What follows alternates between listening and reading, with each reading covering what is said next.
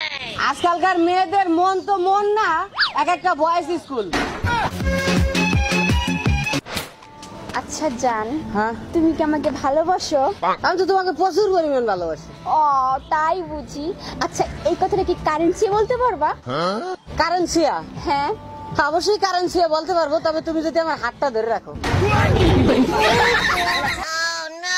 না দরকার নেই বলা। ঠিক আছে, না লাগবে না। না না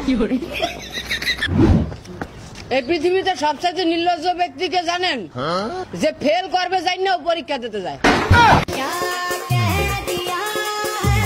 আচ্ছা দোস্ত, সুযোগ কাকে বলে? সুযোগ তো তখনই আসে, সুযোগ তো তখনই আসে যখন বোর গালে মশা বসে। আপনারা কি জানেন এই পৃথিবীতে সবচাইতে অসহায় ব্যক্তি কে? কে? জ্যামের মধ্যে ফাইসা থাকা ডায়রিয়ার পেশেন্ট। দেখ দোস্ত কয়টা বাজে? বাজে কথা বলি না। জানোস যে বয়সে আমরা স্কুলে বন্ধু করে টিফিন চুরি করে খাইতাম না, আর এখন সেই বয়সে বাচ্চারা তাদের বাচ্চাদের নাম নিয়ে টেনশন আছে।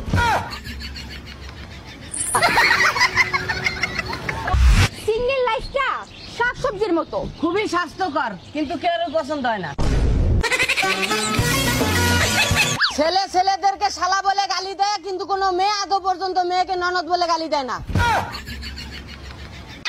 আজকের এই ভিডিওটা ওই সকল আপুদের জন্য যাদের বিএফ থাকা সত্ত্বেও ফ্রেন্ড রিকোয়েস্ট পাঠান। কে আপনাদের দাম্পত্য জীবনে কি অসুখী? এই দোস্ত, হ্যাঁ আচ্ছা আমার কি তোর গার্লফ্রেন্ড বানাবি? গার্লফ্রেন্ড বানায় কি লাভ?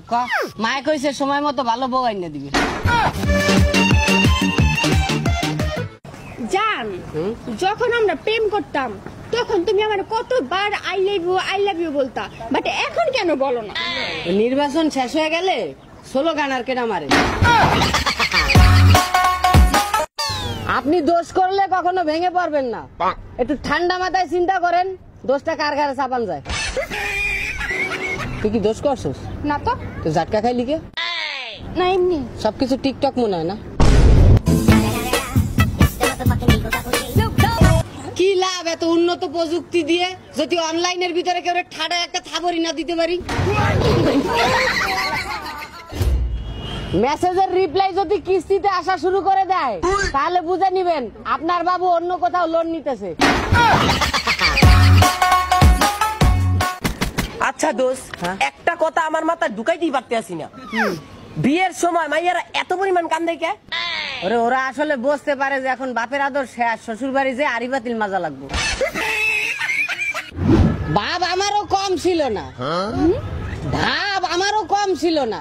জন্মের পরে প্রায় 13-14 মাস কারোর সাথে কথাই কই নেই।